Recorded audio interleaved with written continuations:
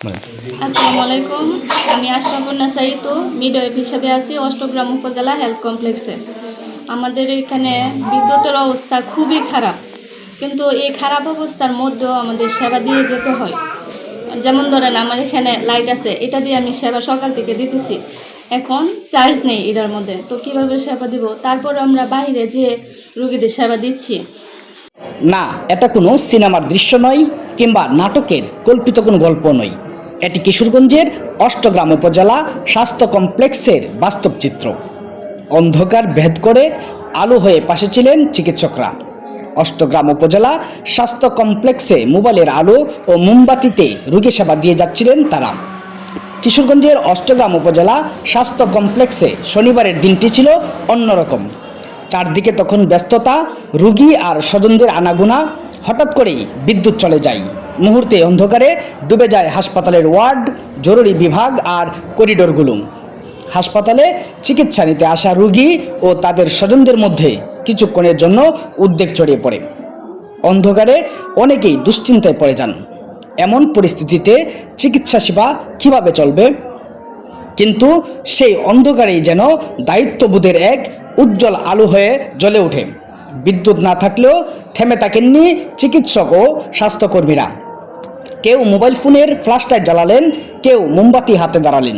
সেই ক্ষীণ আলোতেই রোগী দেখা, প্রেসক্রিপশন লেখা, জরুরি সেবা দেওয়া সব কিছুই চলতে থাকে নিরবিচ্ছিন্নভাবে। শনিবার 2 মে দিনের এই দৃশ্য যেন মানবিকতার এক জীবন্ত প্রতিচ্ছবি হয়ে ওঠে। অন্ধকারে মোবাইলের আলো হাতে নিয়ে একের পর এক রোগী দেখছিলেন দায়িত্বরত চিকিৎসকরা।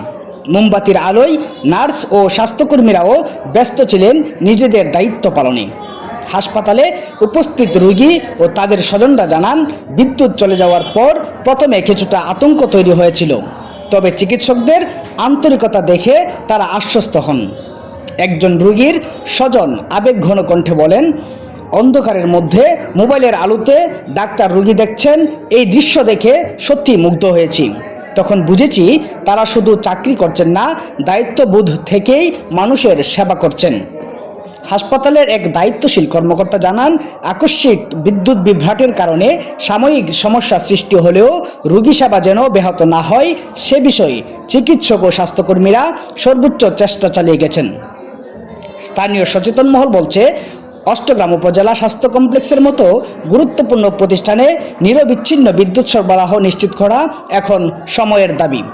কারণ চিকিৎসা সেবায় সামান্য ব্যাঘাতও কখনো কখনো বড় বিপদের কারণ হতে পারে। তবে দিনের সেই ঘটনাটি একটি বিষয় আবারও প্রমাণ করেছে, যেখানে দায়িত্বশীল মানুষ আছেন সেখানে অন্ধকার কখনো সেবার পথ রুদ্ধ করতে পারে না।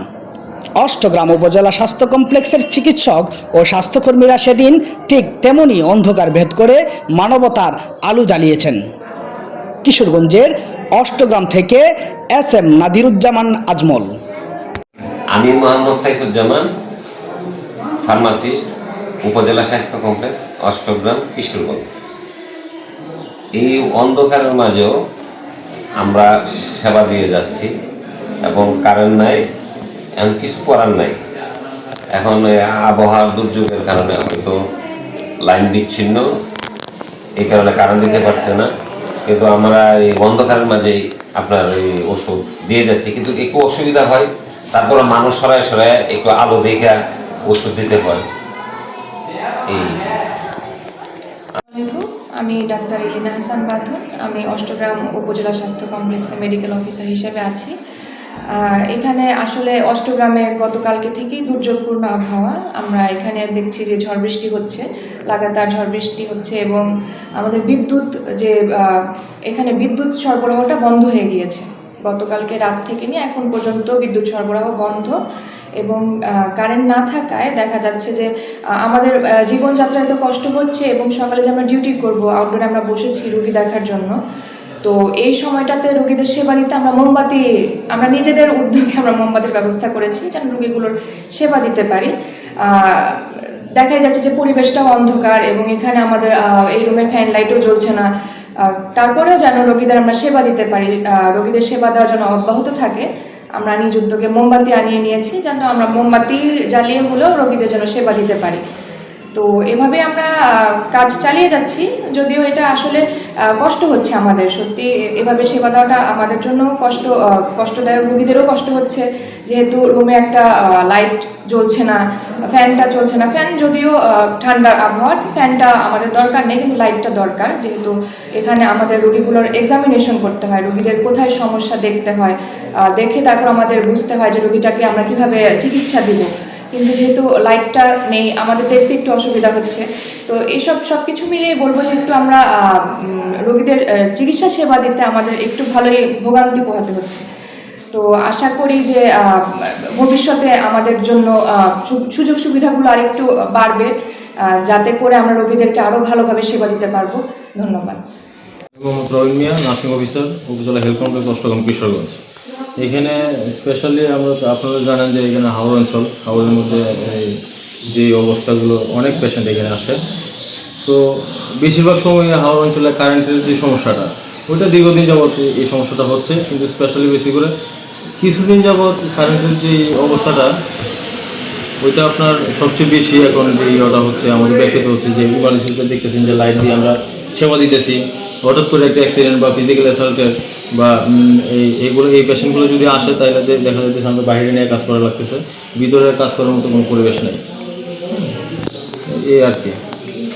আমি ডক্টর মোহাম্মদ সাইদ আল জুবাইর, মেডিকেল অফিসার, অষ্টগ্রাম উপজেলা হেলথ কমপ্লেক্সে হিসেবে কর্মরত আছি।